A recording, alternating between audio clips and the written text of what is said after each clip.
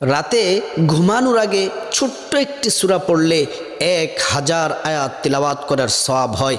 আল্লাহ রসুল সাল্লাল্লাহু আলাইহি ওয়াসাল্লাম সাহাবাদেরকে বললেন, হে আমার প্রাণের সাহাবারা, তোমরা কি প্রতি রাত্রে 1000 আয়াত তিলাওয়াত করে কি তোমরা ঘুমাতে পারবে? সাহাবীরা কেউ ভয়ে হাত তুললেন না। সিদ্দিক আকবর, আবু বকর সিদ্দিক, হজরত ওমর, হজরত ওসমান আলী কেউ হাত তুললেন না।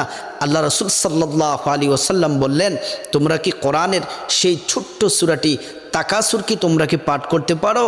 আবু বকর সিদ্দিক হাত তুললেন, ওসমান আলী, তালহা, সাদ বিন আবি ওয়াক্কাস প্রত্যেকটা সাহাবী হাত তুললেন।